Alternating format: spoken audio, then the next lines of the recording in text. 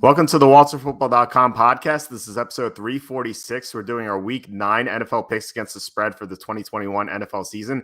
Joined once again by Jacob Kamiker from the Sporting News. Jacob, how are you? And how's your week 8?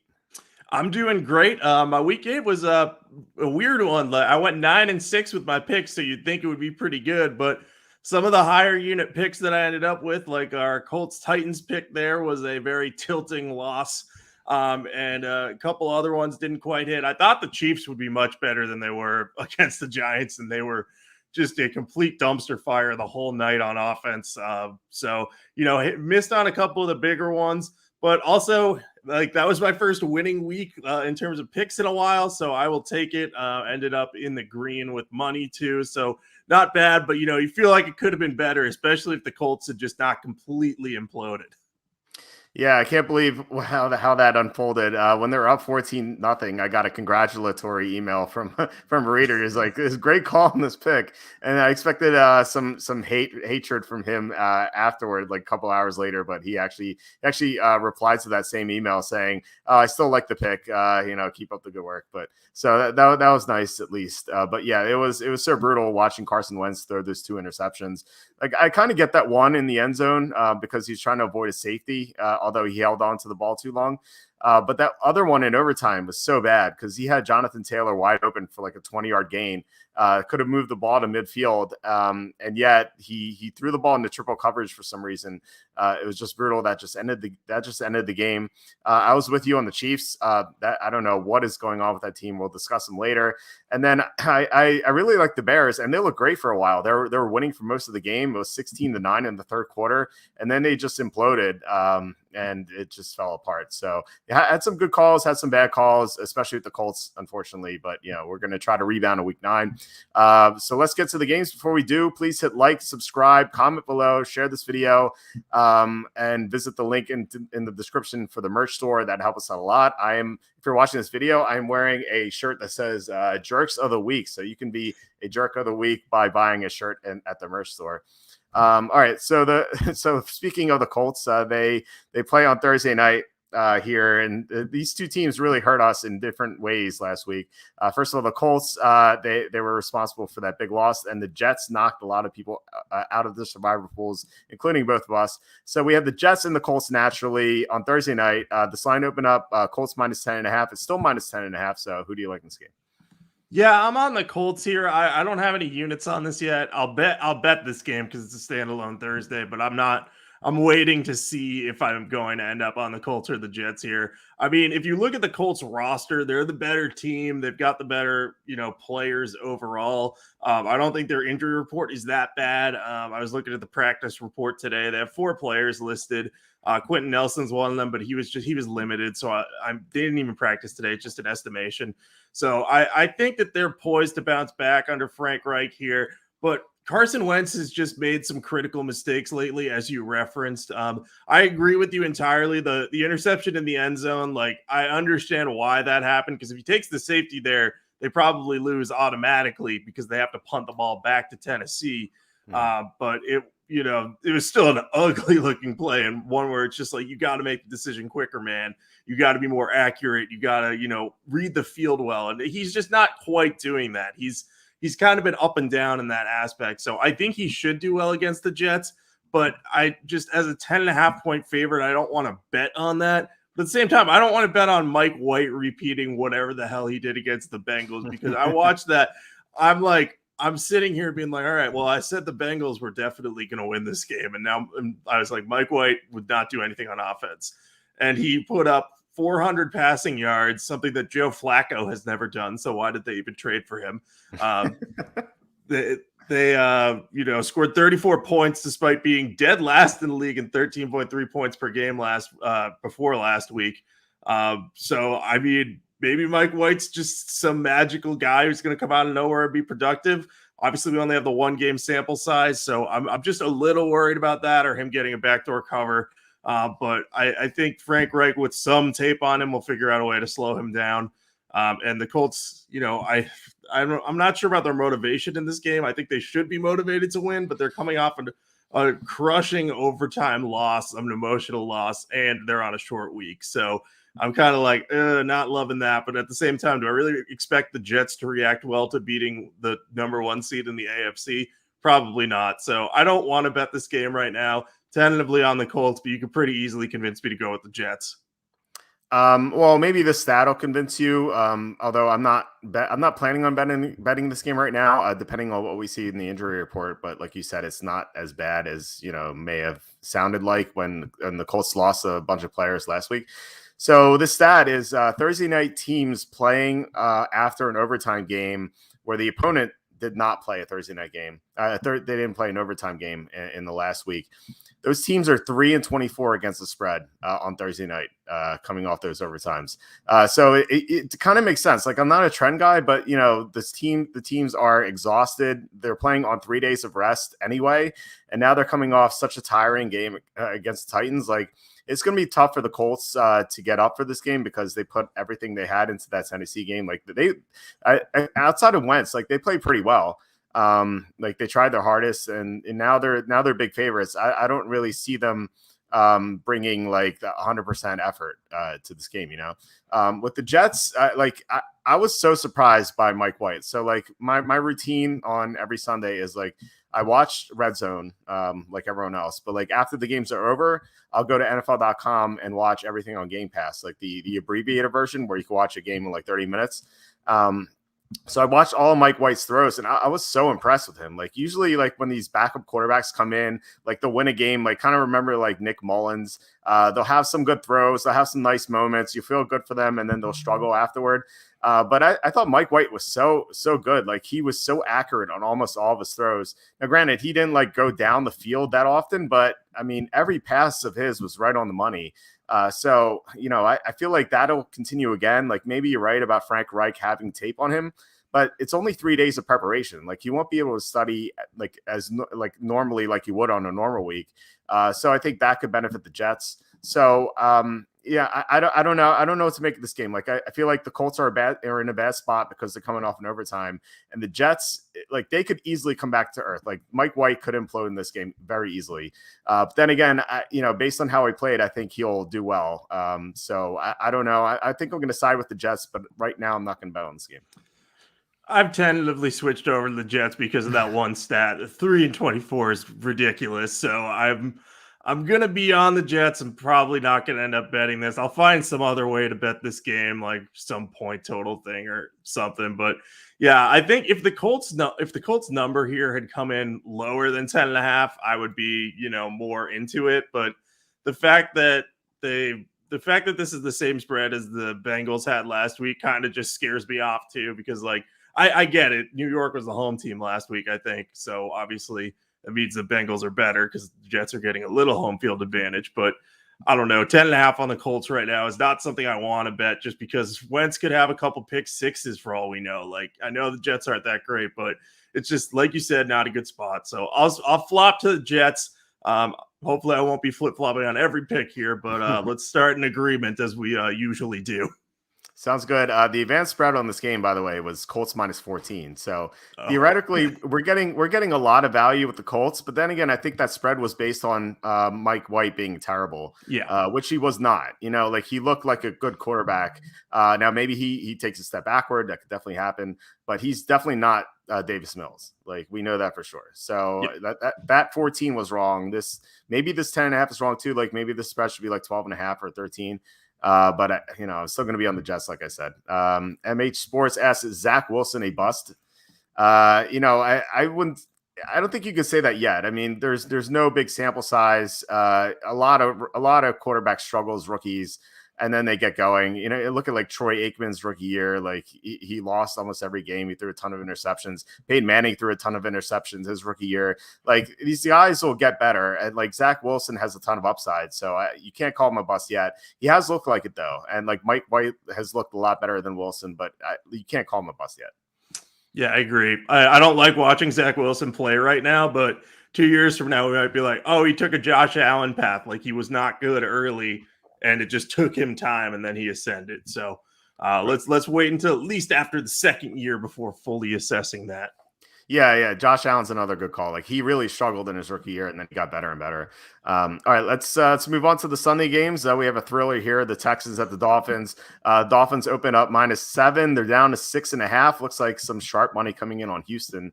Are you with the sharps here? I'm very much with the Sharps. Like, I get it. The Texans have been awful this year. They've lost 7 straight games, and they've been outscored 220-82 since their week 1 win over the Jaguars. But, like, ask yourself this: are the Texans that much worse than the Dolphins that the Dolphins should be 6.5-point favorites in this game? I don't think so. The Dolphins have not been good either. I mean, the Dolphins have also lost 7 consecutive games, and their only win was a 1-point victory over the Patriots, in which Damian Harris fumbled the ball away in a scoring situation for the Patriots where they easily would have won the game if he didn't. So we could be talking about the Dolphins as if they were a winless team. And I think if the Dolphins entered this game winless, there's absolutely no way that they're going to be favored by a touchdown or close to a touchdown in this circumstance, as they are right now. So I just don't understand this spread. The other factor here is I think Tyrod Taylor might be coming back from IR this week. And the Texans have been significantly better with Tyrod Taylor at quarterback. Like, he obviously started that game against the Jaguars and looked great. And then in week 2, he played against the Browns and had the game 14-14 at halftime before he left with the injury. This stat is pretty incredible, but the Texans are averaging 8.5 points per quarter with Taylor, granted in a small sample size, but in every other quarter they've played this year, they're averaging 2.6 points per quarter. Wow. So they're like almost 3.5 times better offensively with Tyrod Taylor out on the field. So I think that the Texans could win this game outright if Tyrod Taylor plays. If it's Davis Mills, I don't have nearly as much interest in this game. And, you know, maybe Tua Tagovailoa will have a great game, but we saw him have a great game against the Falcons, and the Dolphins still found a way to lose because they give up 30 points to Matt Ryan. And Matt Ryan hasn't looked good in recent weeks either. Granted, he was out without Calvin Ridley last week, but still, I think that the Texans are easily the right side here to me if Taylor comes back. So I'm going to be on them probably for 3 to 5 units. I just don't understand why the Dolphins are getting this much love. Yeah, I don't either. Like, really, who's betting the Dolphins at this number? I don't get it. Like, maybe it's just a fade of the Texans, which, you know, I can understand given how bad Davis Mills has been. But still, I like Houston regardless. Whether I love them or not depends on Tyrod Taylor starting. I mean, that's a huge deal. He's day-to-day, so he could return. So if Taylor plays, I think Houston can win this one outright. So I feel like I would bet the money line if Taylor's in. If Taylor's not in, I still think this number is too high. Let me read you the point totals the Dolphins have scored this year: 16, 0, 25, 17, 17, 20, 28, and 11. That does not say that they should be near touchdown favorites. And there's 2 outliers. The 25 was against the Raiders, where they were down big and then they caught up. It was kind of like garbage time, but they made it close at the end. And the 28 was against Atlanta. Atlanta has one of the worst defenses in the NFL. The Texans don't have a good defense, but they definitely have a better defense than Atlanta. So I don't see the Dolphins scoring that many points, like maybe 24 max, which means the Texans need to get to 18, which I think they can do against Miami's defense. Miami lost to Jacksonville and Atlanta recently. So, like, why are they 6.5-point favorites? And also one other thing, the motivational angle is in Houston's favor too, because the Dolphins have to play on Thursday night against the Ravens. So they're going to be distracted. They're coming off a tough loss against the Bills where they tried really hard. It was a close game for a while. Frankly, I don't know how the Bills covered. Charlie was watching that game live because he was covering it, and I watched it later. But like when the Bills scored at the end, I'm like, wow, they covered the spread. Like, this is ridiculous. But anyway, so I feel like the Dolphins are going to be kind of deflated, and they're favored by way too many points. So I like Houston. Depending, like I said before, depending on if Taylor plays, I'm going to love him. If not, I'm going to like him a little bit. Yeah, and I'm basically in the same boat. Like, I hate the idea of betting on Davis Mills in any circumstance, but the number is just so off that it's fine to do, because even if Davis Mills plays, I think that the Texans could stand a chance to win the game. I don't think it's likely they win if he's in a quarterback, but it's at least possible. So unless the sports books are really tricking us with this line, I'm going to love the Texans this week in all likelihood. So keep a close eye on Taylor there. Yeah, I was so mad this morning. I woke up like ready to do my picks, and it just like dawned on me. I'm like, wait, I should bet Houston because if Taylor starts, this line's going to plummet. And if he doesn't, I still like them at +7. And then I saw it was +6.5. I'm like, I missed it. And the sharps are all over it. So wouldn't surprise me if this spread keeps dropping. All right, next game, Broncos at the Cowboys. This line opened up, Cowboys -7.5. It's up all the way to 10, probably because on the Dak Prescott news that he's going to be full go, as they said in Thursday's practice. So with that in mind, who do you like in this game? Yeah, I was a little torn on this one. On the one hand, I think this is, a little bit high because the Cowboys have only won 2 games by more than 1 score. And those were against the Eagles and the Giants. And it's not like the Broncos are any great shakes right now or anything.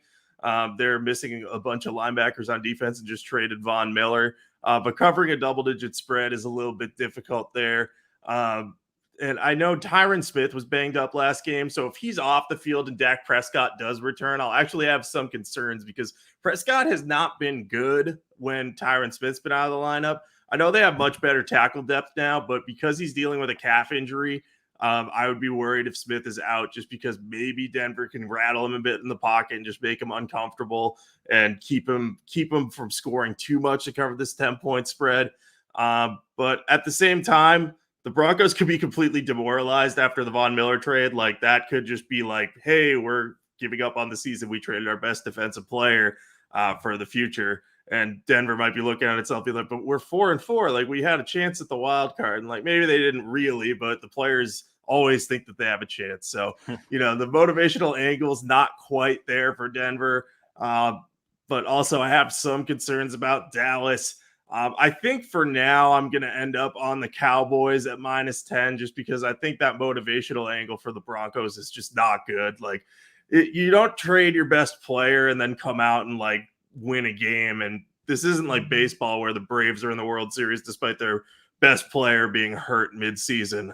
It's going to be very difficult for Denver to kind of muster up the strength to fight on, especially if Dallas gets up big early. So I'm going to be on the Cowboys here. I'm not going to have a ton of units on this game. I got 0 to 1 listed right now. I might change my mind depending on what the injury report looks like. But for now, I think the Cowboys might be the right side. I know so little about baseball. I had no idea Atlanta lost its best player, and I don't even know who that is. So, all right. Sticking with football, I like Dallas in this game. It feels weird. And I mentioned this a few weeks ago when they were playing the Giants.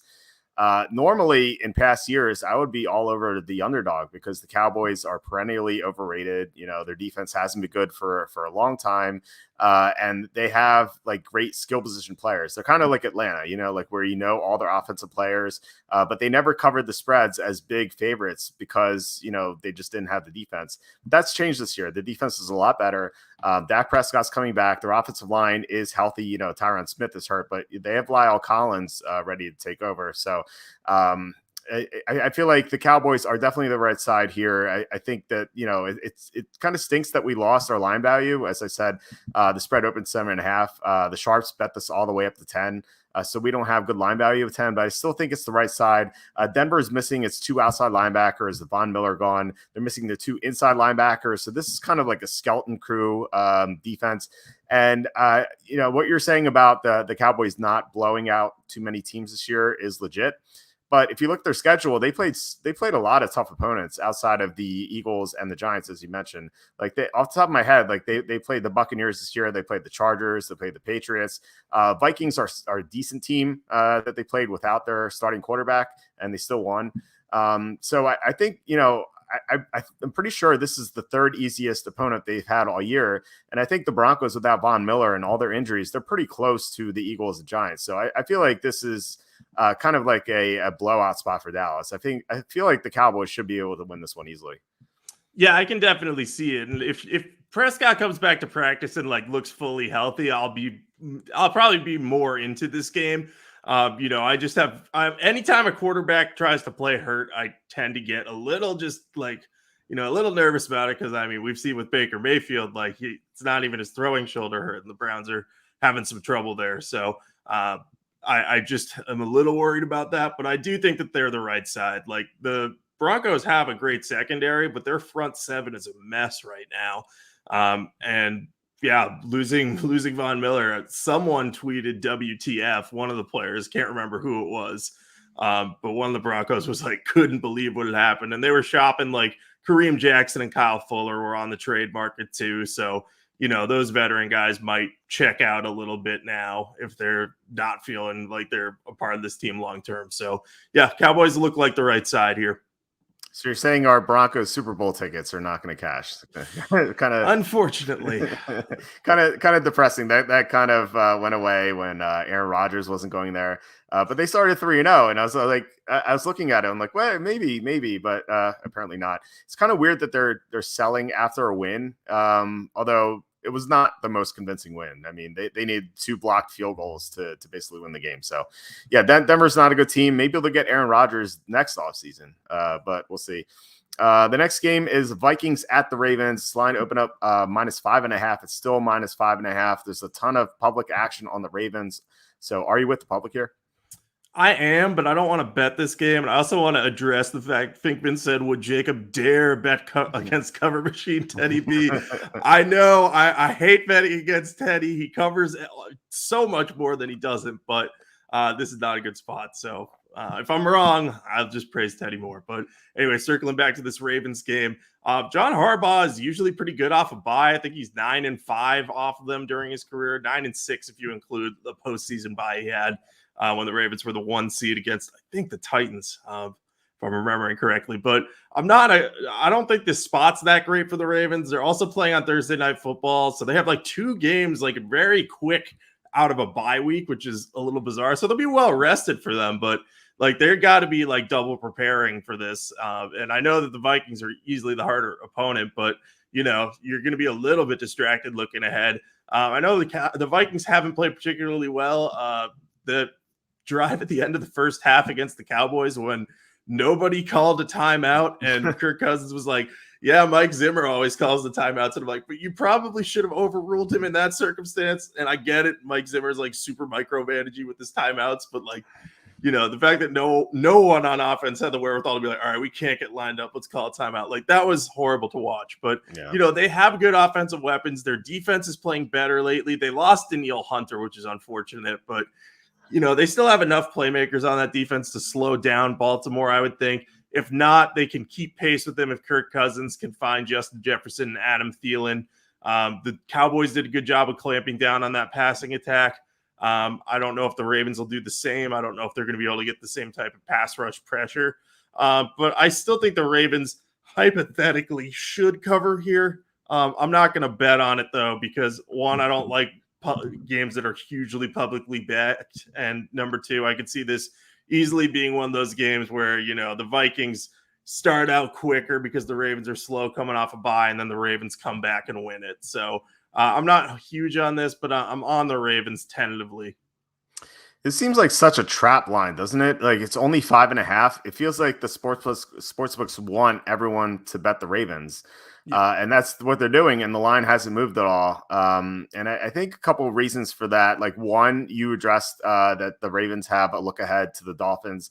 I kind of thought about it. Like we both agree that the Vikings are better than the Dolphins. Like they clearly are, but like this is a non-conference game, and the Dolphins are an AFC opponent. Like technically that game against Miami means more. So you can argue that maybe the Ravens look ahead. It's not the strongest argument, but a stronger argument I would say is that Kirk Cousins is so good against the blitz. Like historically, like every year he's really good against the blitz. The Cowboys didn't blitz at all in that game, and they were able to get a lot of pressure on him with the front 4. The Ravens don't do that. The Ravens blitz more than any other team in the NFL. So I feel like Cousins matches up well against Baltimore. I think that he's going to have a bounce back game. He lost in prime time. He always loses in prime time. He's better in these 1:00 games where everyone expects him to do poorly.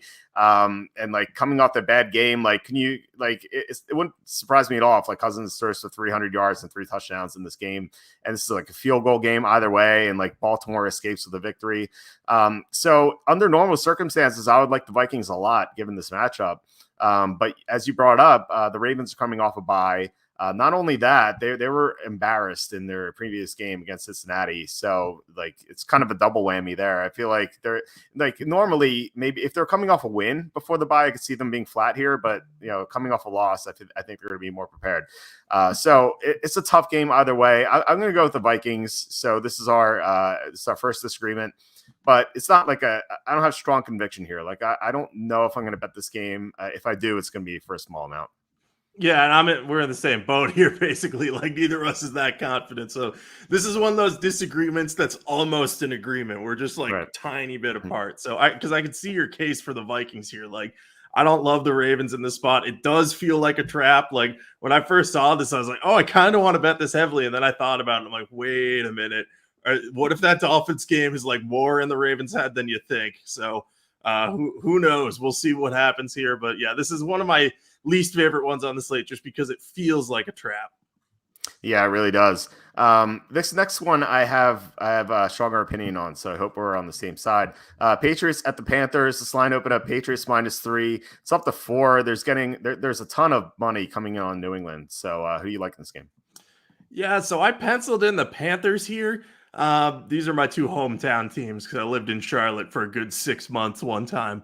But I think what you look at with the Panthers right now is their defense is a lot better right now because they have Stephon Gilmore. The one thing they were missing after J.C. Horn got hurt was a bigger, more physical cornerback for their defense. And Stephon Gilmore provided them with that. They were able to shut down the Falcons. The Falcons were very good, were not very good moving the ball. And I know the Patriots offense, is probably better than the Falcons right now, but they don't have any top tier receiving weapons. This could be a revenge game for Gilmore too. So he might want to try to shut down whoever he faces. And, I'm a little bit scared off by the Panthers quarterback situation. Like Sam Darnold going against Bill Belichick is horrifying. And, PJ Walker going against him if Darnold's not healthy is not enticing either. But the Panthers as a 4-point home underdog, it just doesn't quite sit right with me. I know the Patriots are underrated, and they have been. That's why I liked them last week against the Chargers. The Patriots are a couple of plays away from being 6-2. So maybe I'm off base here on this one. But I have the Panthers penciled in right now. But if you can convince me to go to the Patriots, that is what my New England roots will pull me to do. But I thought this was just a little bit high of a spread, but I have the Panthers and I'm not sure I'm going to bet it yet. So you take the floor and I'm here to listen to your strong opinion here. Oh, no, we're on the same side here. I think this line's too high. I made it Patriots -1.5. The advanced spread was -2.5, and now it's up to 4. It opened, like I said, at 3, and there's a ton of public money coming in on New England. It seems like almost like FOMO, like everyone wants a part of New England after seeing them beat the Chargers. But I think there's a lot of value at the Panthers for a couple of reasons. Like one, outside of the Jets, the Patriots haven't won by more than 3 this year. So it's kind of a weird thing to see them favored by 4. 2, I like going with good teams playing their backup quarterbacks, and it sounds like Philip Walker is going to play. May sound strange to say that the Panthers are a good team, but they have a good defense. They have a great pass rush, good players in the secondary, great skill position players. Christian McCaffrey is expected to be back. If they had good quarterbacking this year, or even average quarterbacking this year, I feel like they would be 7-1 right now because they've lost a bunch of close games. The one game they wouldn't have won was at Dallas, and they were even leading Dallas at halftime in that game. But I would still give them the loss. So I think the Panthers are a good team just with a bad quarterback. Now they have a backup quarterback, and they're going to try to play harder. And Philip Walker is a mobile quarterback. And I think historically, maybe you could tell me if I'm wrong here, but Bill Belichick is weaker against mobile quarterbacks than he is with pocket passers. And I know Darnold can run around a little bit, but Philip Walker is way more mobile than Darnold. And plus, I wouldn't want to play Darnold against Belichick anyway because of the whole seeing ghosts thing. So I think they're, I like the value here. I think the Panthers are going to play harder. The Patriots coming off that big win on the West Coast. Now they're favorites after being a big underdog. Just feels like a weird dynamic to me. So I like Carolina here. I think it's gonna be a close game.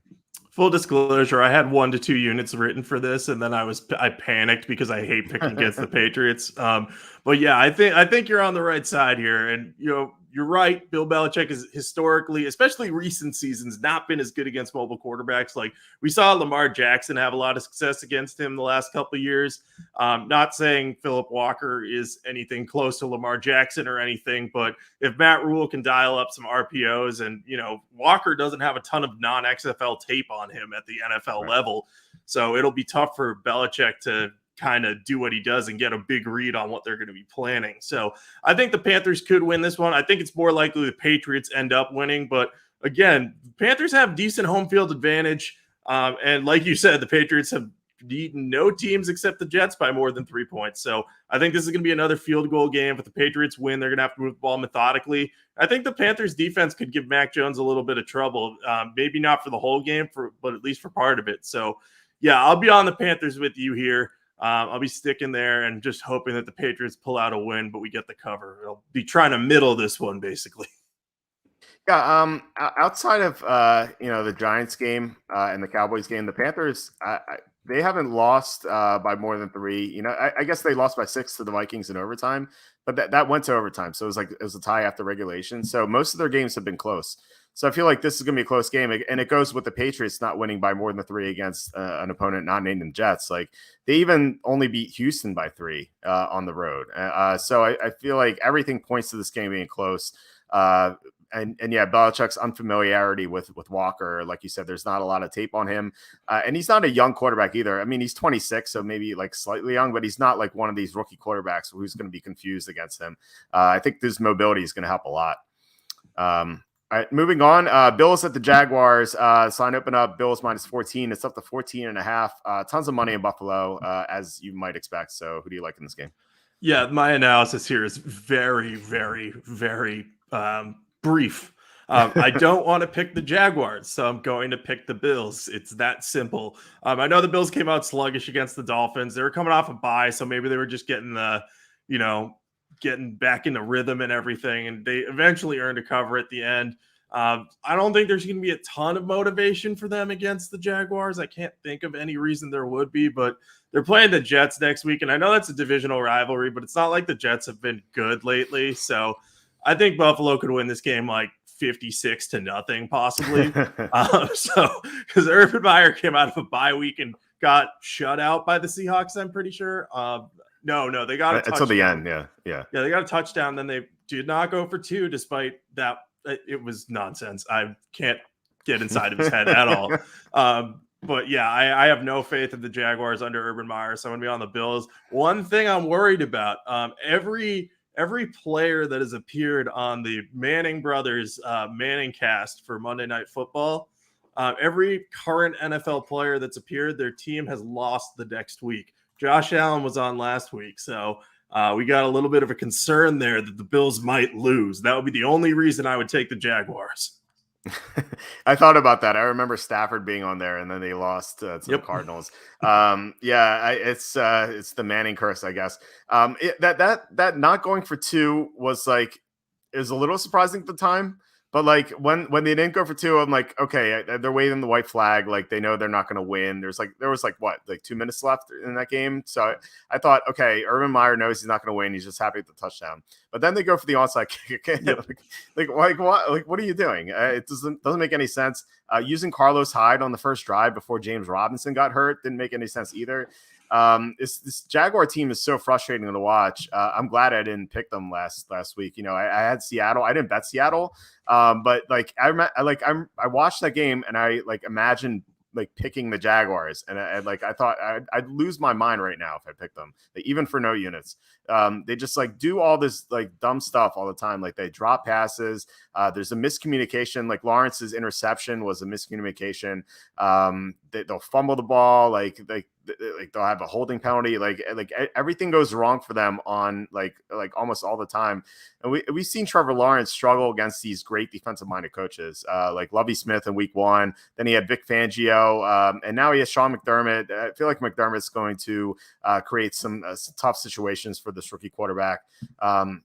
So yeah, I'm with you. I could see Buffalo winning 56-0 as well. And maybe it'll be 56-8 after Jacksonville scores a late touchdown and goes for 2.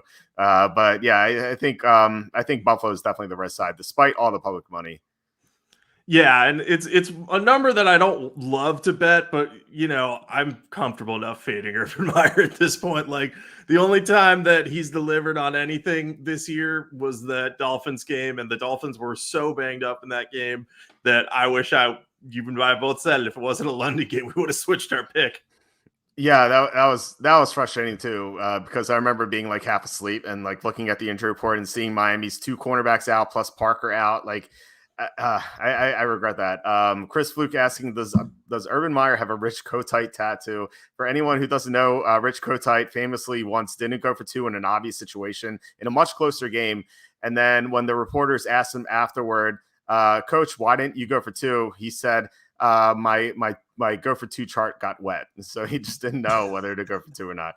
But Chris asked another question that I thought was interesting. Do you think Don Martindale would scout Cousins and know not to blitz, or will he just dogmatically blitz every opponent? It seems like they blitz every opponent. Like they always blitz Mahomes and they always get burned by it. I feel like they wouldn't change the strategy, especially in a non-conference game. Like, they only see Cousins like once every 4 years. So I don't think they'll change their whole strategy, especially given that they have to prepare for another game. But maybe I'm wrong. What do you think? Yeah, no, I agree with you. I think the bigger issue at hand is I don't think Baltimore can get enough pass rush pressure without blitzing at least a handful of time. Like, they have better pass rushers now than they did the last couple of years, minus Matt Judon not being there. But they still don't have like a top tier guy on that offensive line, aside from maybe Calais Campbell, that can consistently get into the backfield. So they kind of need to give those guys the extra help. So I don't think he's going to stop blitzing. If they ever get to the point where they can get pressure with just 4 guys, I think then you'll see them cool off on the blitzing a bit. Yeah, I agree. All right. Next game is more interesting. Browns at the Bengals. This line opened at Bengals -2.5. I saw some 3s earlier, but it's now 2.5 across the board. I'm seeing Cleveland undecided quarterback where I'm looking. So I'm wondering if Baker Mayfield had some sort of setback that's not reported, or if this is just bad information. But either way, I expect Mayfield to play. Not that, maybe I'm not seeing anything. But anyway, who do you like in this AFC North rivalry? Yeah, I like the Bengals to bounce back here. Like, they should be mad that they lost to the Jets, and maybe they were looking ahead a little bit to this game. I didn't think they would, because they strike me as a young and hungry team. But in retrospect, hindsight's always 20/20. But that game against the Browns definitely means more to them than the one against the Jets, because the Browns are within their division. So I think we're getting the Bengals at less than 3-point favorites here. I like it. They're the home team. The Browns, to me, are a sneaky mess right now. Baker Mayfield isn't healthy, but I don't think he's going to sit out if he can play, unless he has a setback. I think, the other issue is Odell Beckham wants out. There was all sorts of drama today where it was like he wanted to be traded. They had trade talks with the Saints. He wasn't getting out. He's not connected with Baker Mayfield. His dad is posting things on social media. I was like so confused. I'm online. I'm like, what is Odell Beckham Jr. posting? And I couldn't find it. I was like, oh, it's Odell Beckham Sr. is doing it. And I had in my head, I was like, I've never even heard Odell Beckham Sr. being a part of Odell Beckham Jr.'s pro career. And today he was making all sorts of noise about that. He's just been quietly in the background before. So all that. Jack Conklin's hurt, so they couldn't really run on the Steelers after he was gone, because they're down 2 of their top 3 tackles. Blake Hance is now their swing tackle instead of Chris Hubbard, which is a big deal, I think.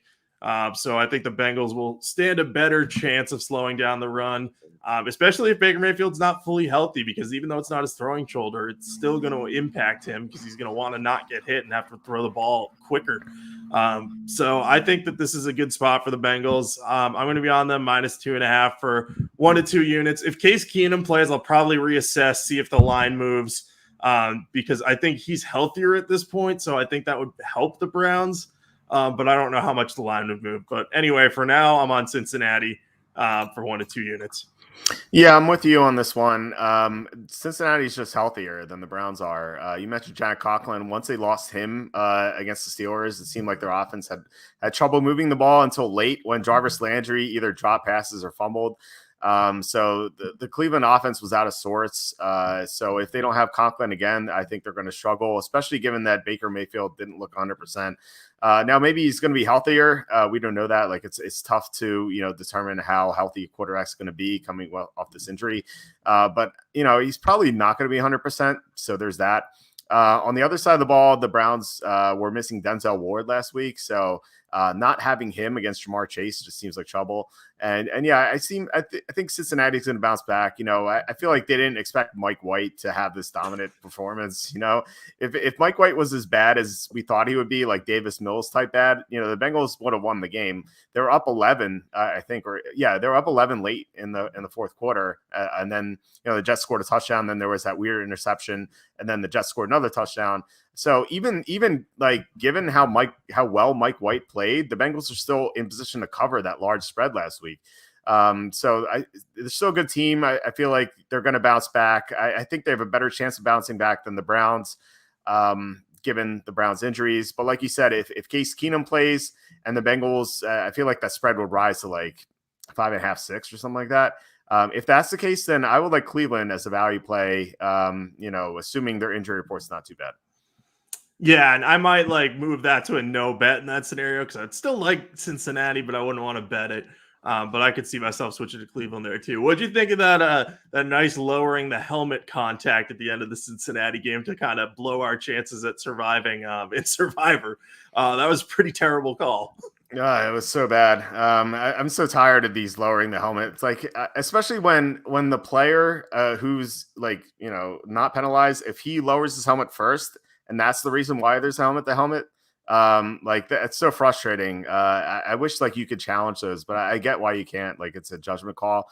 But still, it's really annoying, and it was especially annoying because I remember discussing with you last week, like Bengals Chiefs. Like we both decided that the Bengals were the better play because of the schedule. Plus, we didn't think the Bengals were going to lose to Mike White. And like watching and like when the Chiefs are losing Monday night to the Giants, I was like, okay, I guess it didn't matter, but the Chiefs ended up winning. So it was frustrating for multiple aspects. Yeah, definitely. That was a that was just a frustrating end to the game. I felt bad for the Bengals too because like the guy who made the tackle did a good job. It was just a terrible call. Yeah, it's just a lot of bad calls, I feel like, this year. And that one was very frustrating. It knocked out so many people in Survivor. I think Cincinnati had way more picks than Kansas City. So everyone agreed that Cincinnati was going to beat Mike White, but apparently not. All right, next game, Raiders at the Giants. There's some sharp movement on the Giants here. This line was a solid 3 for most of the day. And then a couple hours ago, it shifted down to 2.5. So who do you like in this game? I was with the Sharps on +3, and I guess I'll stick with them for now. I didn't have any units on this game. Their defense, the Giants' defense, that is, played very well against the Panthers and did well against the Chiefs too. So I think they have a good shot to play well against the Raiders. So you're kind of betting on the Giants' offense to not be a complete and utter train wreck, which is always dangerous. But I think they should be getting healthier this upcoming week. Granted, they lost Sterling Shepard, but Kenny Golladay might be back. Saquon Barkley might be back. I don't know what their offensive line situation is, who might be back there. I think Andrew Thomas might still have one more week, so they might not be getting anyone back up front. But long story short, Daniel Jones should have more weapons in the upcoming game than he did on Monday Night Football. And I know like he looked really bad against a bad Chiefs defense, but Daniel Jones like can look bad against anyone. And occasionally he looks good against really good teams. And, the Raiders have a decent defense. I don't think it's otherworldly. And, they've had extra time to prepare for this while the Raiders have, or the Giants are coming off a short week. So that's going to be tough.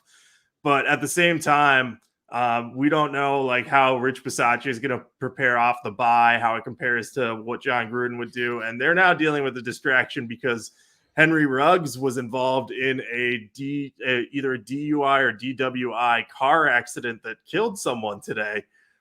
So he is in very big trouble. I don't know exactly what's going to happen there, but I would assume he'll be placed on the commissioner's exempt list. And that's going to be another huge distraction for the Raiders to overcome, in addition to the John Gruden stuff. So, I know Henry Ruggs was kind of hit or miss in the offense for the Raiders, but he's still their teammate. And he still played the role of stretching the field and kind of opening things up for more people. They don't have Nelson Aguilar there to take that over if he's not there anymore. So I think it'll be a little bit more difficult for them to get open receivers. So I'm leaning towards the Giants on this one. Again, I'm not going to bet this one because I don't love the idea of trusting Daniel Jones. And I still want to see – I'm still learning more about Rich Bisaccia and his approach. And the first two games that the Raiders played with him as coach were pretty good. But yeah, this does not feel like a good spot for the Raiders given the distractions they're dealing with. Yeah, I would say the distraction is probably the reason for the sharp movement because it was, like I said, it was a solid 3 for most of the day. It's a weird spot for the Raiders who tend to thrive on emotion. Really, I mean, we saw what happened when John Gruden. Like, first of all, when John Gruden got in trouble, they laid an egg against the Bears, and then when John Gruden got fired, they were fired up against Denver, and then that carried over to the Eagles game. They just played a lot harder than their opponents. And now they're thinking about this Henry Ruggs situation, and I'm sure he's liked in the locker room. I don't know that for sure, but I imagine he is.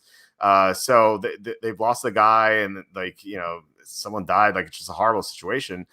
So I don't see the Raiders playing all that hard in this game. Plus, they play the Chiefs next week, so they have to worry about that as well. And the Giants, they've looked impressive lately. Like, I know they lost to the Chiefs, and Daniel Jones didn't look great, but he didn't have. At the end of the game, he didn't have any of his receivers.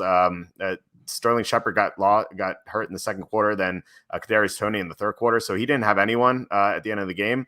But like you said, Tony, I feel like Toney should be back. Kenny Galladay might be back, like you said. Saquon Barkley, I feel like has a good chance to return. So if he has like one or two of those guys, I feel like the Giants' offense should do well.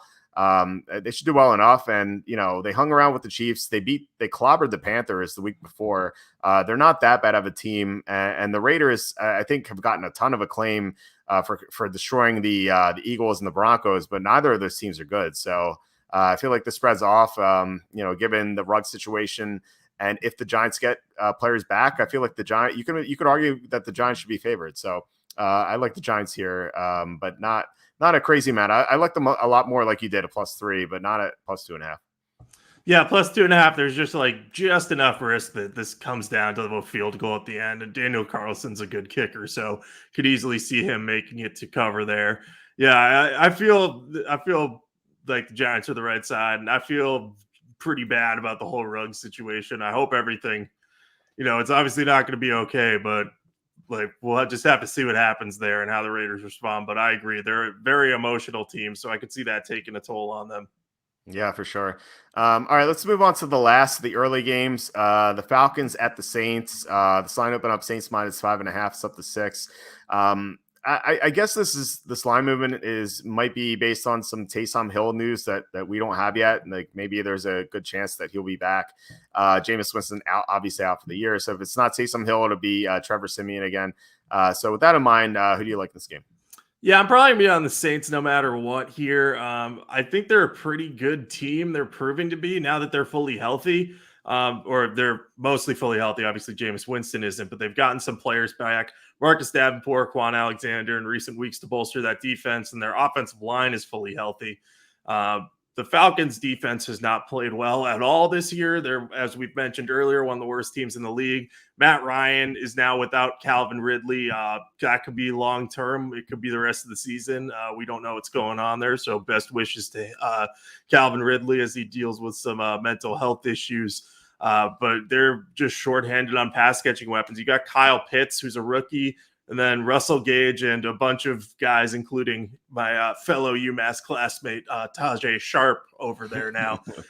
So they're going to have to pick up the slack. But, New Orleans' defense is good enough to cover most of those guys. I think they'll probably focus on Gage and Kyle Pitts. And if they can slow them down, and they're one of the top 3 teams against the run in the league, I think, they're going to be able to slow down this Falcons offense, hold them probably 20 or fewer points, I would think. So I think that the Saints can cover 6 here. I would prefer it if Taysom Hill starts. I don't know if that's going to happen, but Trevor Siemian looked good against the Bucs, so I think he can throw on the Falcons enough that I'll be willing to trust them. And also, I'll be watching Michael Thomas. I don't know if he's coming back this week, but that's got to be soon. And that's like the one area where they need the most help is they just need a little extra receiving talent, especially with their quarterbacks now banged up. So if he's back soon, that would be a big boost for the Saints. But I like them at -6. I'm only on them for 1 unit though, because I want to see what ends up happening at quarterback, and got to make sure that Trevor Siemian's performance against the Buccaneers wasn't just them not being prepared for him to come into the game. So I like the Falcons, but it really depends. Like if it's Simeon again, and this is going to sound weird, I actually like the Saints more because the spread's going to be lower. Like I feel like if Simeon is announced as the starter, it could drop to maybe like 4.5, and then I would like the Saints as a value play. But at 6, I think the Saints are not explosive enough offensively to cover this number consistently. Their offense hasn't been that great this year, and like it may sound weird given that they scored 36 against the Buccaneers, but 17 of those points came off turnovers. So like it's not like their offense was that great. Like their offense was clutch at the end of the game, like converting those third downs. But they're just not built to score that many points. Now, if they get Michael Thomas back and he's 100%, which like he may not be, then you could argue, okay, like they have some offensive firepower to cover a spread like this. But I think 6 is too high, and I think the Saints are going to do a good job on Matt Ryan with that Calvin Ridley, and I think this is going to be a low-scoring game. But I can see a situation where, the Saints are up 10, 12 points late in the game, and the Falcons get a late touchdown to cover the spread. I feel like Matt Ryan is built to do that. Matt Ryan typically has a good track record of being a 6-point underdog or higher. And like it's weird to me that the advanced spread moved from 5.5 to 6, given that the Saints lost their starting quarterback. Like when have you ever seen that? Like the advanced spread is lower than it is after a team loses a starting quarterback. Like I know like Jameis Winston is not like great or anything, but still like he won the job over Taysom Hill for a reason. So I don't know. I think this line's too high, like I said. So I'm going to be in the Falcons, but if Simeon's the starter and this line drops, then I might switch to the Saints. Yeah, that makes sense. I mean, we've seen a million times over the years Matt Ryan earn those crazy backdoor covers, especially against the Saints and his divisional opponents. So I could definitely see that happening. I'm going to stick with the Saints, I think. I just think that they're just a more balanced team, but you make a good point about their offensive explosiveness.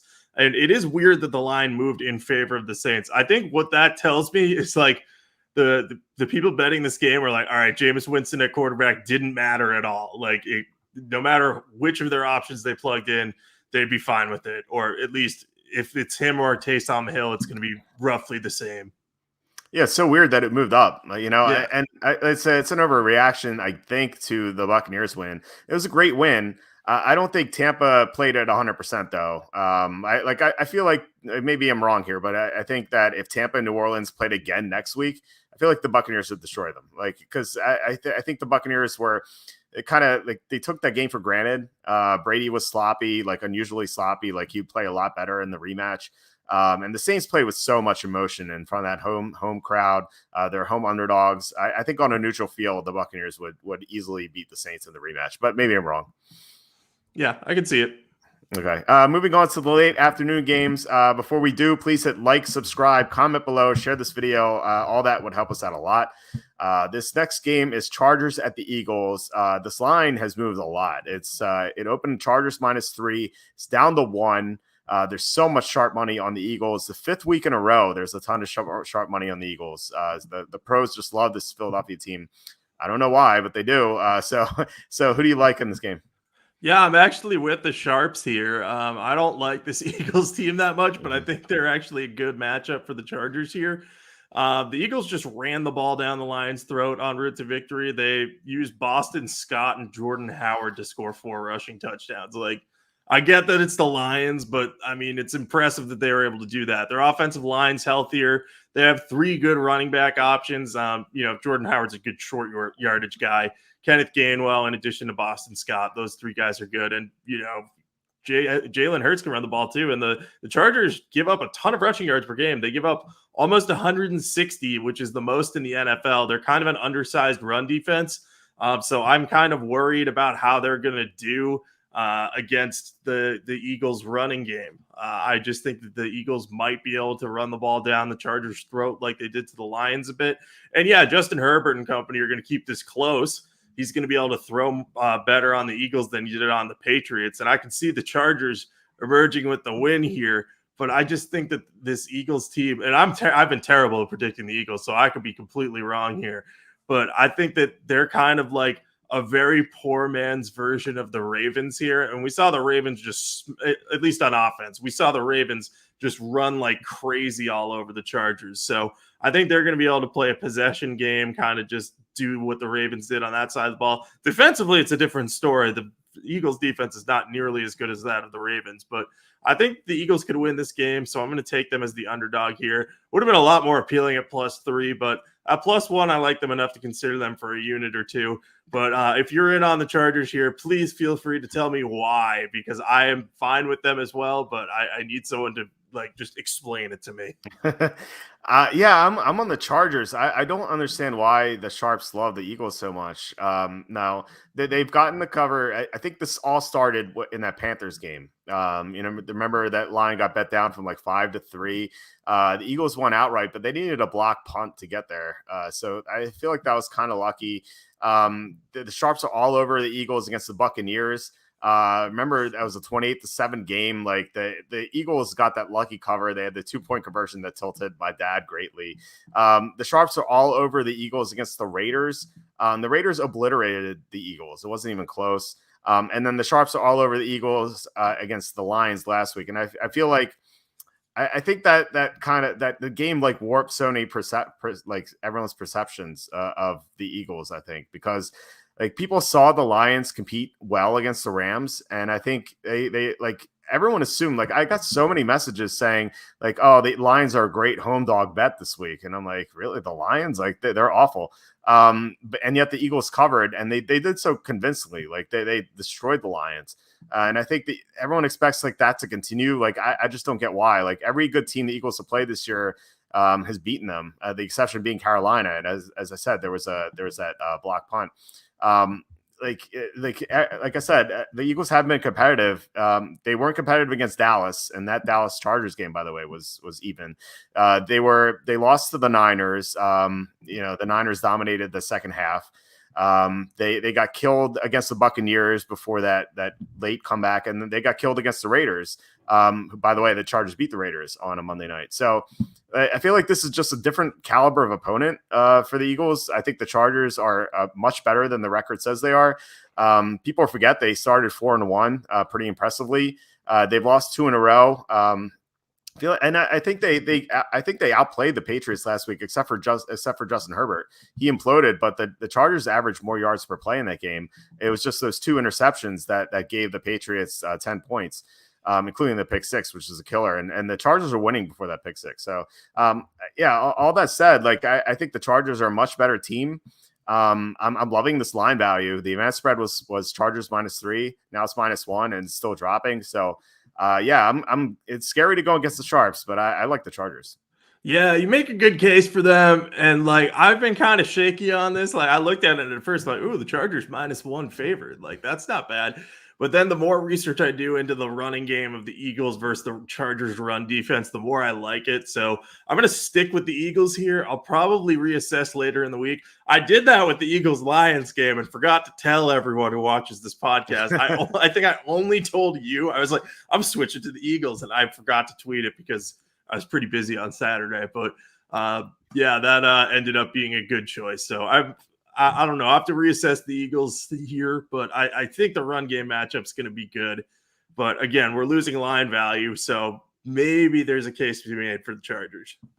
I can confirm that to be true because we were discussing our joint entry in the Super Contest, and we were debating on the Bills versus the Eagles as our last pick, and both ended up being right. So that's definitely the case. I will say though, like the one thing about the Eagles running game is that it's not a guarantee that they're going to run the ball because Nick Sirianni sometimes forgets to run the ball. So, Yeah, so I agree that it's a big advantage for the Eagles, but they may not run the ball. So it just tends to happen that way.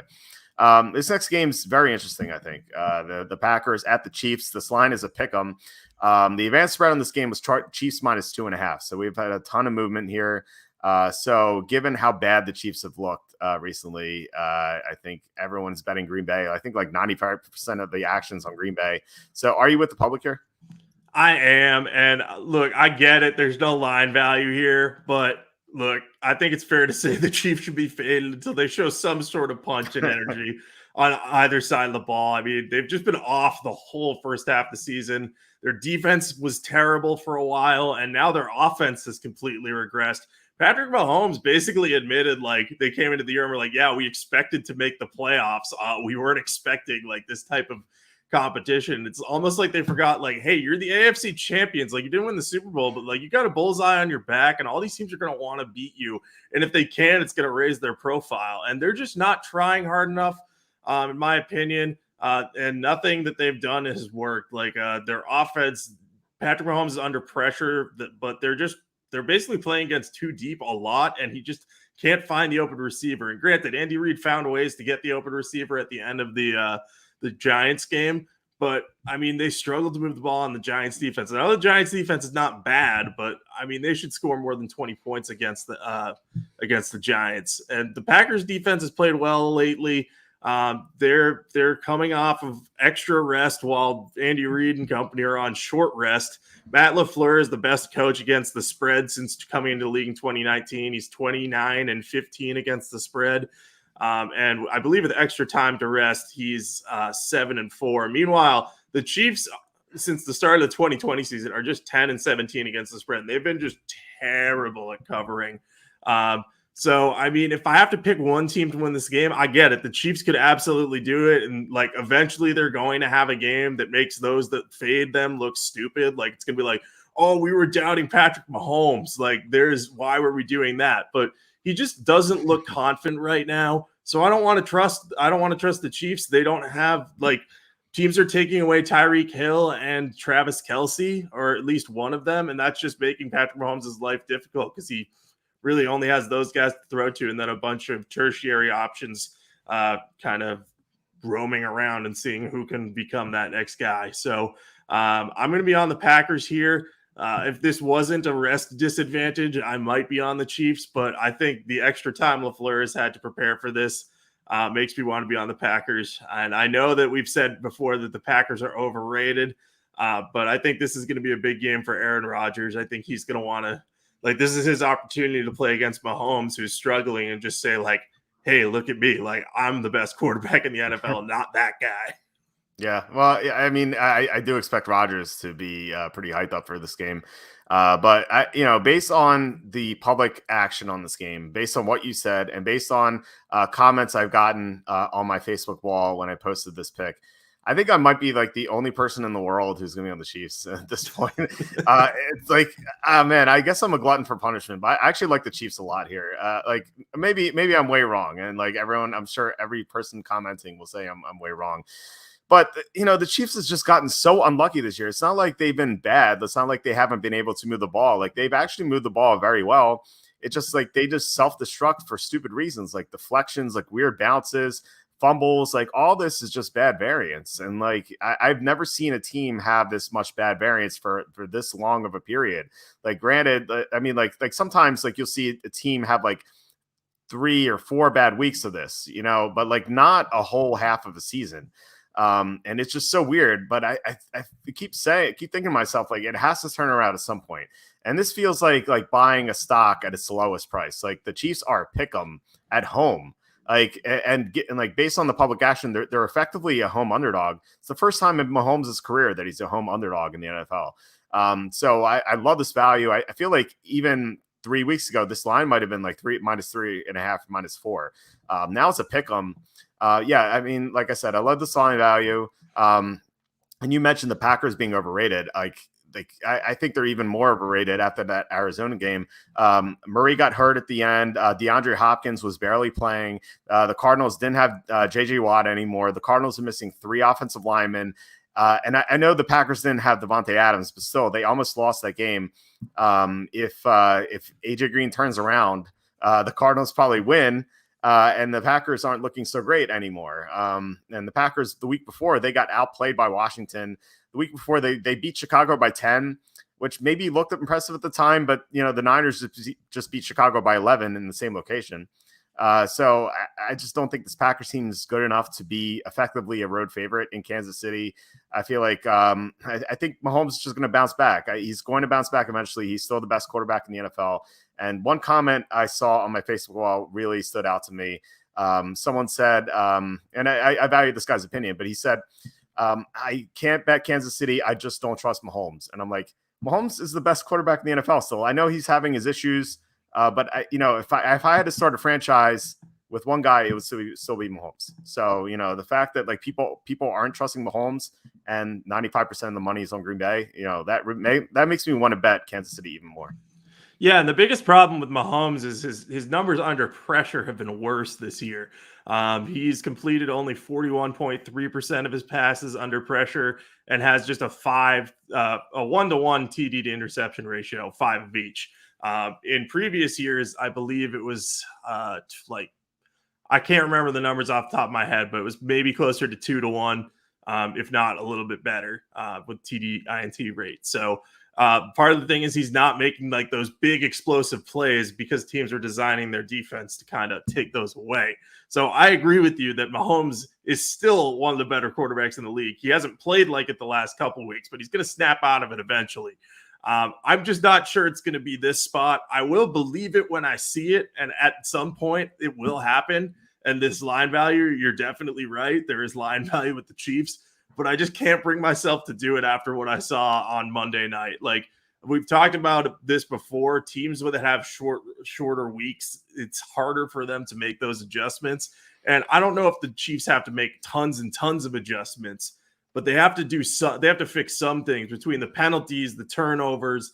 They just keep shooting themselves in the foot, and they've got to figure out a way to stop it. And maybe they do, but I think I'm going to like them a lot more after this game because they have like a gauntlet schedule coming up. But I think this is going to be another spot where their opinion of them publicly drops, and then we're going to be getting a really good value on them. But you might be ahead of the curve here, and you might be right.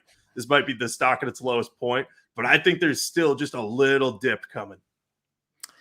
Maybe you're right. We'll see. You never know. When a stock is going to hit its bottom. Like it's tough to time that, just like it's tough to time when it hits its top. I will say though, with the touchdown interception ratio, like, I mean, it's a good point, but does that factor in all the weird bounces? Like there's no way of knowing this like offhand, but like without looking at every play, I just wonder, if some of those interceptions were off like weird bounces off Tyreek Hill's hands or something like that, like plays that the interceptions that should not have happened.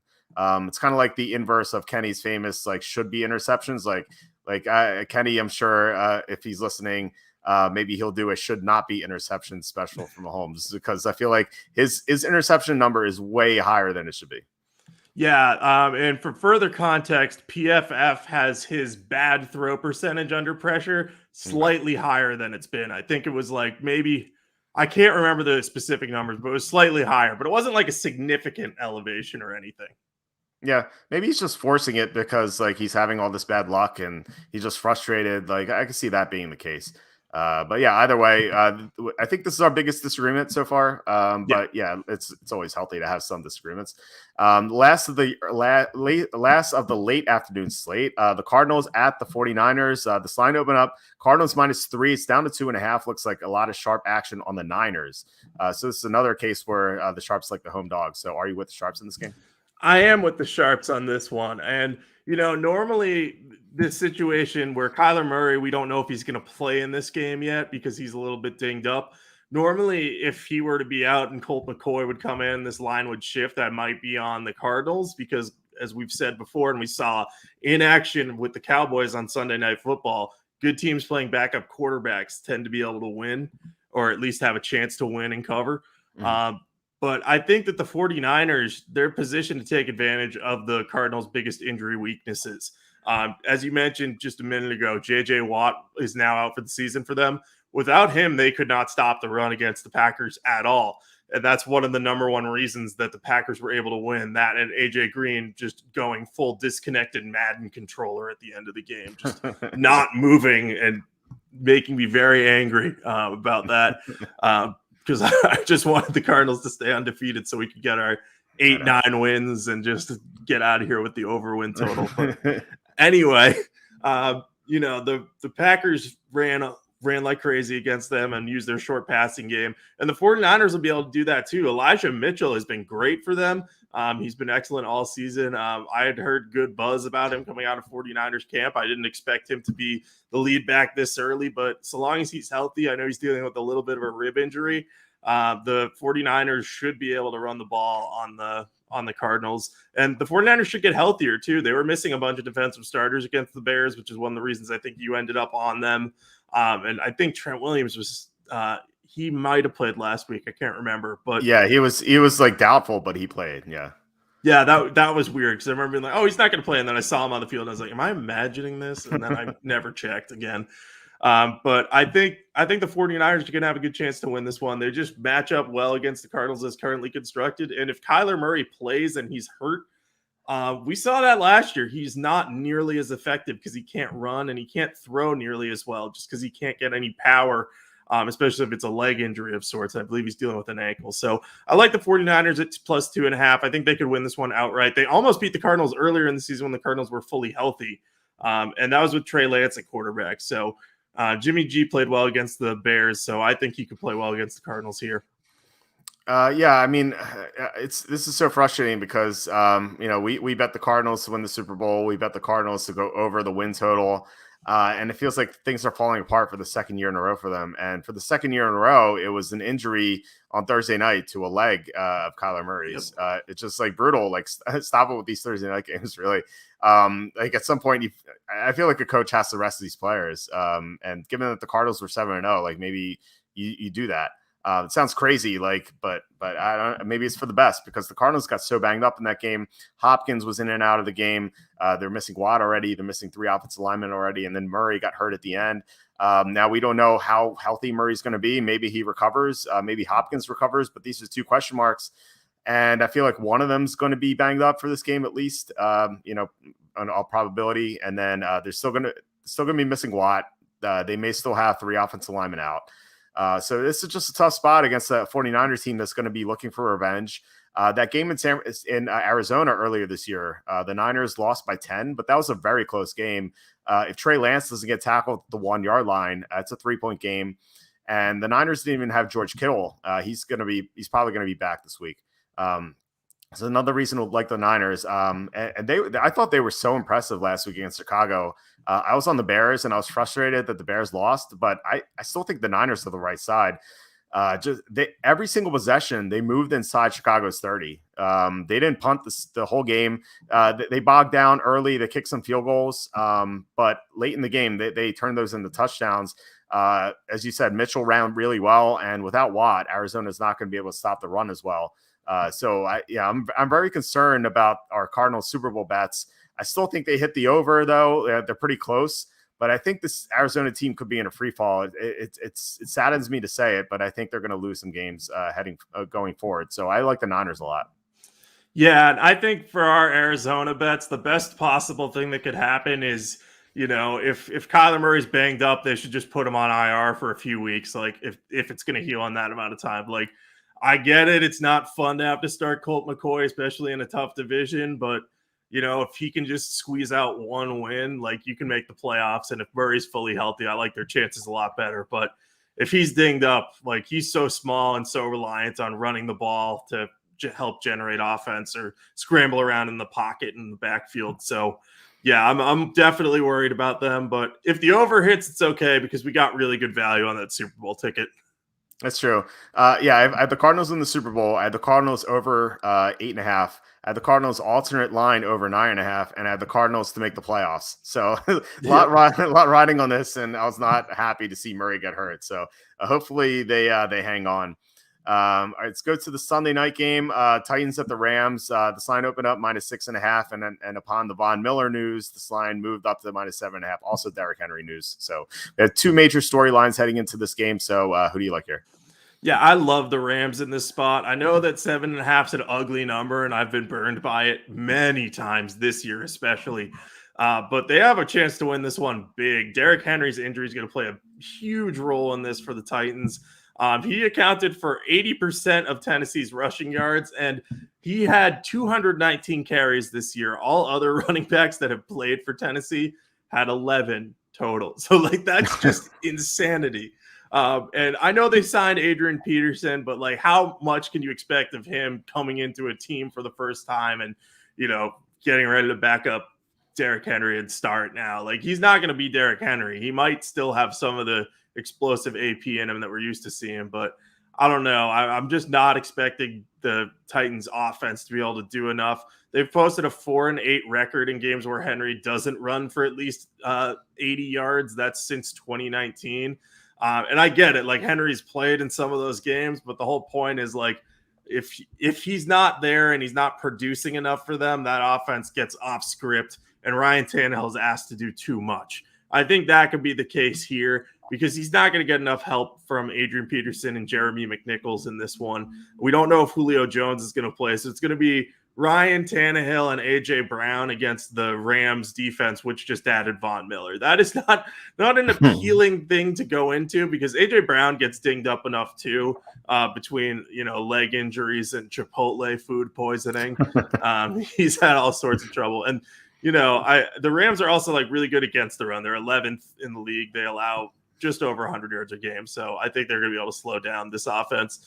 And the Rams offense is going to be able to move the ball pretty easily on the Titans defense.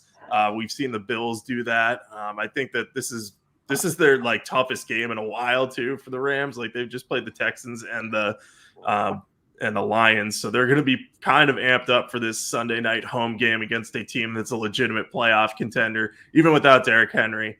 And we've seen the Cardinals, when fully healthy, just absolutely demolish the Titans, and they took Henry out of that game basically.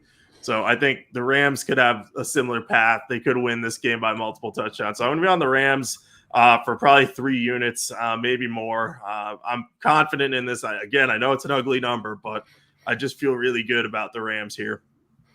Yeah, it's an ugly number if you compare it to the advanced spread, which was Rams -4.5. And, usually you don't see a running back moving the line like this because running back is, pretty replaceable position. That's not the case with the Titans because Derrick Henry is basically the whole offense. Ryan Tannehill gets those 4th and 1 conversions, those like tilting conversions. If you watched the game last week, where like he just bootlegs out off the fake and then runs for the first down. Like, he gets that because Derrick Henry it garners so much attention. And then A.J. Brown's wide open downfield sometimes because everyone's focused on Derrick Henry. And now with Adrian Peterson back there, it's not like the Peterson of old. It's like Peterson, who's 34, 35 now. He just doesn't have it anymore. And, it's him and Jerry McNichols. It's like not that much of a threat. So it'll be easier for the Rams to defend the Titans. And then on the other side, I feel like Stafford's going to be able to throw all over the Titans. Titans, they allowed some deep passes from Carson Wentz.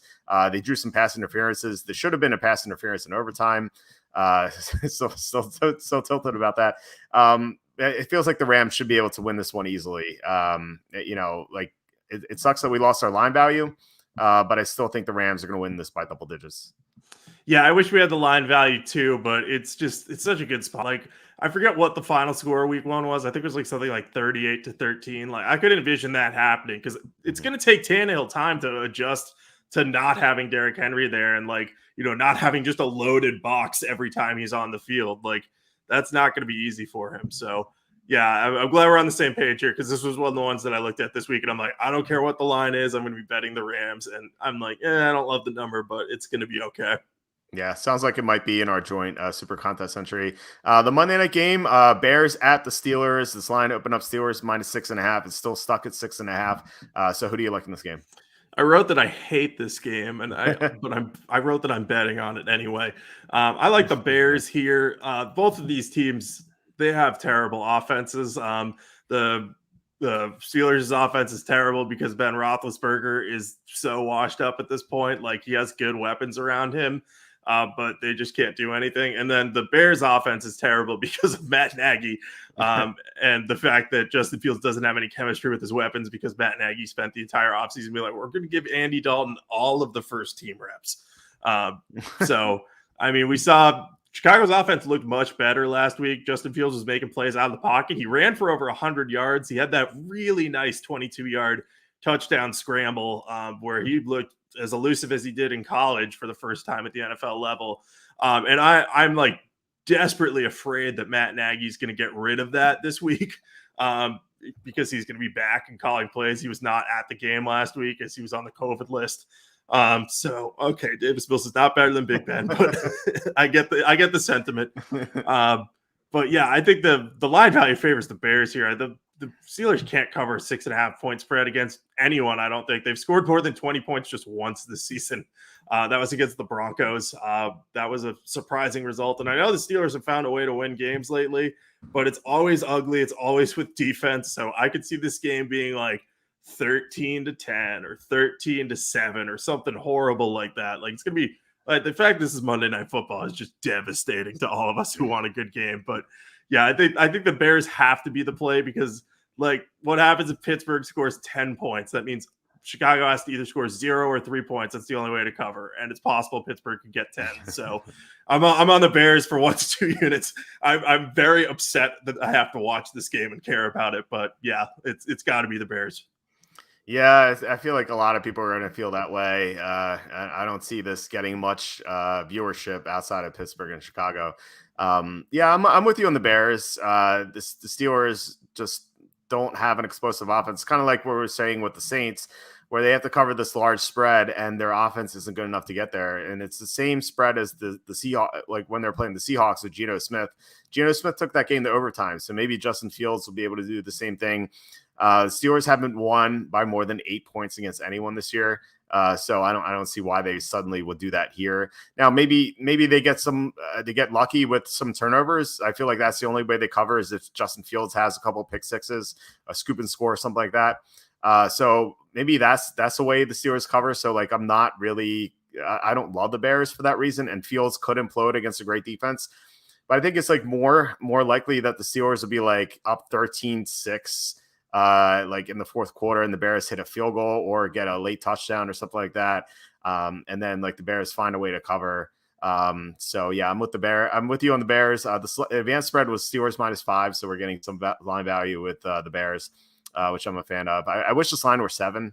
I think I'd have more interest in the Bears at 7, but it seems like the sportsbooks want this at 6.5. It seems like the sportsbooks want money on the Steelers, and they are getting it. It's not like an overwhelming amount, but it's like 70% ish. So yeah, people are betting the Steelers as you might expect. So I think the Bears are the right side. Yeah, that's the classic. People don't want to bet on Matt Nagy and Justin Fields, right. And I get it because Fields has had his battles with turnovers, and Matt Nagy has had his battles with incompetence lately. So I think that the Steelers, they might look appealing on paper, but there's really nothing fun about betting them. Like because if they get down, it's just so hard for them to get back in the game and cover. Like what happens if like Chicago jumps out to a 10-0 lead? Like right. You're basically doomed at that point if you have the Steelers -6.5. So yeah, I'll be interested to see how this game goes, but I'm not excited about it. Yeah, the Steelers always have that like stinky Monday night game where they're big favorites. Like remember against the Dolphins when everyone hated the Dolphins, and at the Steelers always find a way to win by 3. Like it just feels like one of those type of games where the Steelers are going to win 13-10, 20-17, 16-13, like something like that. It's going to be an ugly game. Not fun to watch, but hopefully if we bet the Bears, we'll have some fun for that reason. Let's go to Survivor, even though both of us lost, unfortunately. So here are your picks. So I'm going to leave that on the board while you decide. You went with the Niners, Broncos, Cardinals, Bills, Patriots, Rams, Buccaneers, and then unfortunately the Bengals. So for me, as something similar, I want the Niners, Browns, Broncos, Bills, Vikings, Rams, Cardinals, Bengals, unfortunately. This week I'm going with the Cowboys. The Bills would be the top option, but I picked them in week 4. Cowboys, I think, are the next best option. They're 10-point favorites against Denver for a reason. Broncos no longer have Von Miller. We discussed why we like Dallas a lot. So I think the Cowboys are the right play this week. What are you going with your Survivor pick? Yeah, I think I'll change it up here and I'll get the Colts off the table. This is probably a terrible idea on my part, but I don't trust Mike White to put together two great performances back to back. Like I don't think he's winning outright as a 10.5 point underdog in back to back weeks. If I am wrong, I will wear some sort of Jets apparel at some point. I always say that and then forget to do it. So like if you guys are like really into that idea and this does happen, you can remind me. But yeah, I think Indy, I'll go with them just because I don't think they're going to have many easier match. Well, they play the Texans and Jaguars, but those are divisional games. The AFC South rivalries aren't as fierce as some of the other ones, but I think the Colts should beat the Jets, and they're on a short week. So I will take them and know my fate early in the week as opposed to getting crushed by Mike White on a Sunday. This time I'll take it on a Thursday. Nice. Very brave to go against Mike White. I was looking at the Colts as a possibility. I'm like, I don't want to go against Mike White. He's terrifying. That accuracy was so impressive. Like I said before, I'm very curious to see if he repeats that. And like usually, like a week ago, I was like, ugh, Jets Colts on Thursday night. Like now, I'm really looking forward to this game because I want to see how Mike White plays. So we'll see. All right, let's look at the teaser for the week. I'm going with the Niners plus 8.5 and the Rams minus 1.5. I have a tough time seeing Arizona blowing out San Francisco. Like I said before, that first game in Arizona was close, and now the Cardinals won't have J.J. Watt, and the Niners will have George Kittle plus Jimmy Garoppolo. I think that's going to be a tight game. And then the Rams minus 1.5. It's like how do they not beat the Titans? Maybe they only win by one, but I don't see it that way. I think the Rams, like you, we both think they're gonna blow out the Titans. So this is my teaser for the week. Yeah, I like that teaser a lot. I think getting the Rams at minus 1.5 is a beautiful thing. And I think the 49ers could beat the Cardinals outright. So you're getting value there too. So yeah, if you want to do a teaser this week, this is definitely the way to do it. Yeah, hopefully it lasts because last week I gave out a teaser and then like the next day the line moved on Tennessee, Indianapolis so much it wasn't even possible. So yeah, that is it for now. I guess that's it for this week. Do you have anything to plug? Yep, you can follow me on Twitter at Jacob Kamenker. I try to share my picks there every week. Picks weren't as good on my Twitter this week as they've been in weeks past, but on this podcast, they were better. So kind of evens itself out. You can also head on over to sportingnews.com. Got plenty of NFL coverage. We'll have stuff centered around all the primetime games, the biggest NFL matchups this week. We got fantasy rankings. We got trade deadline coverage too. So we got all sorts of things going on over there. So check us out there. Follow me on Twitter. And yeah, if you have any football questions, shoot them my way and I will do my best to remember to answer them. Sounds good. I have trade coverage as well on the site. I graded some of the trades already. I'm going to get to some of the other ones after I eat dinner tonight. Plus, going to update the 2022 NFL mock draft on waltzerfootball.com. Tons of picks updates throughout the week, Thursday, Saturday, and then Sunday, of course, and Monday for the Monday night game. Fantasy rankings. Charlie has great content for the draft as usual. Going to be adding a third round to the mock draft probably this weekend. So something to look out for as well. And outside of that, please hit like, subscribe, comment below, share this video, and visit the link in the description. All that would mean a lot to us and help the show out a lot. So yeah, that is it for this week. Let's hope we have some better luck moving forward. And no weird interceptions in our big games. Yeah, let's hope for that for sure. All right, sounds good. I'll talk to you next week. All right, talk to you then.